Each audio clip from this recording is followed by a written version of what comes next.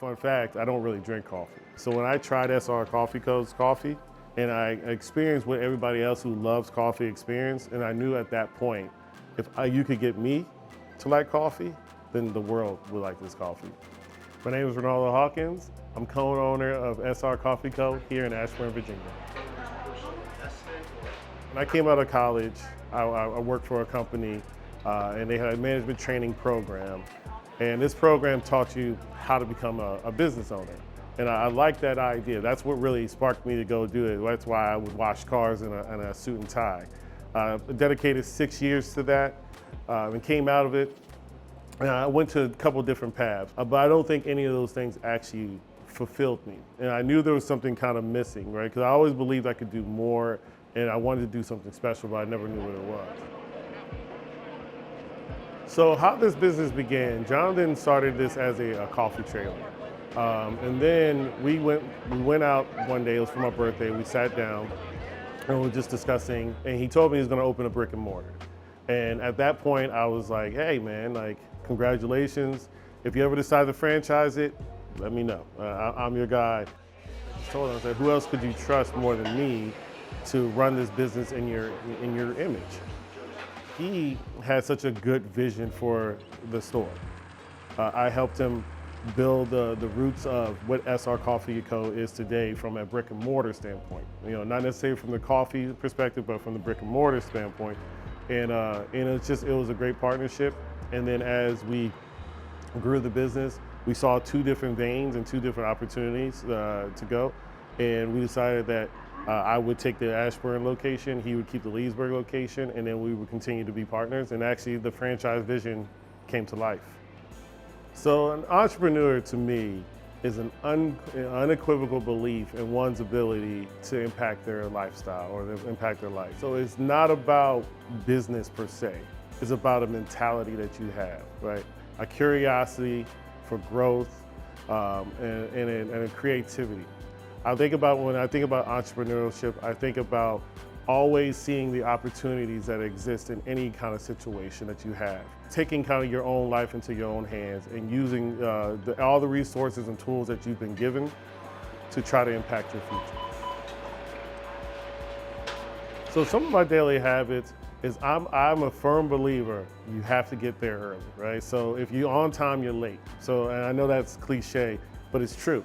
When you get to your business, you want to give yourself some, I give myself decompression time. I get here, I have a little time before I need to get into business. And then I think I call it reliability. And when I teach my team members, when I hire them, I talk about what reliability looks like, and it's commitment, right? And I break it down in 4 different things. It's A, reliability to get to your work and do your job on time, work your schedule. 2, who you are as a person every single day. Like my team can rely on me to be Reynauldo every single day and to be the best version of myself. And I hold myself to that standard, and that's one of the things that I ask from my team members, that you can consistently rely on who that person is going to be. 3, it's reliability to put the customers first. We always focus on service and making sure our customers first. And 4 is a commitment to following the processes, right? I'm a big process guy and trying to make sure that we're reliable. So I think those are habits. It's reliability in myself, and then it rolls over into my team. So if I was talking to somebody about being an entrepreneur, I should say, I actually had this conversation the other day. I was approached by one of our regular customers, and they were looking to open up maybe a tea shop, and they just started asking me questions about this. And what I explained to them, I'm like, the couple of things you want to take in consideration when going this path is 1, you want to make sure that you do have the capital, right? Capital investment is important, and I think sometimes you will go into a business without having the funds secured or being worried about taking out too much of a loan. But if you're going to go in, go all in. You know, get your capital together, make sure you can have the resources you need, make sure that you can get the equipment that you need, and get it reliable equipment from the beginning. It's easier to have good equipment, finance, and pay it off slowly than to pay off everything and then your equipment fails on you and then you have to go back and buy other equipment. It's just because you've already got the customers, you already have everything going. The other thing is when you're going into this, You want to be a jack of all trades, but don't focus on being the master of everything. Instead, hire people that are going to have and enhance your business. Hire people that are smarter than you in their specific craft and allow them to help you grow. Listen to your customers. Right? Your customers tell you everything you need to know about your business, right? And it may not be direct words. Look at the products you're selling, right? If people are not buying those products, it's indicative of they don't like your products. So make a change. Be agile. Be as agile as possible, right? Like you think you have a plan, you have this vision, you say this is the way things are gonna go. However, things don't ever go the way you think they're gonna go. They always go to the left, to the right. So be agile, look at it as opportunities, grow from those things, and just remember that like you're gonna have more good days than bad days. So if you're gonna be an entrepreneur, don't harp on the bad reviews. Don't harp on the bad things that are going. Look at some of the positives as well, grow on the positives, quickly address the bad things, get them back up to speed, and ultimately you'll find that being consistent in this, you'll start to see the growth that you're looking for as an entrepreneur. In terms of the things that I enjoy, I would say the local community is probably one of the top things I enjoy about this, just our general customer base.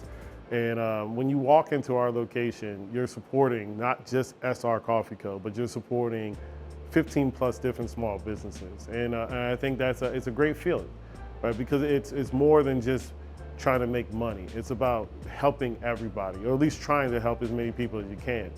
I think even this opportunity here to be able to do this videography is through a customer relationship, right? So that's just the importance of the community.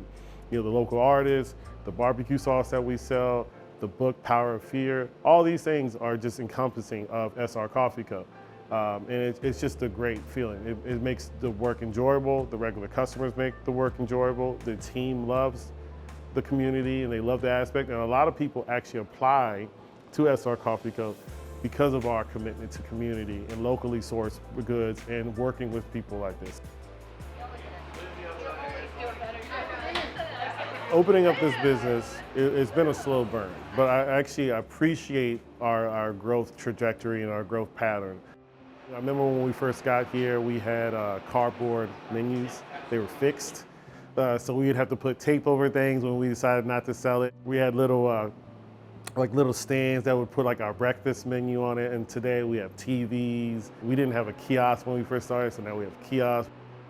It's fun to watch the evolution from being a small coffee shop with a very limited menu to now who we are today with a full breakfast and lunch menu, acai bowls, frozen drinks. And so it's been a very rewarding path. It's been a challenging path, but the challenges are what made this so much fun. I look at this business as a quilt. And every team member from present to past and all of our customers are a thread that is helping build this quilt into this great blanket that we're gonna have at one day.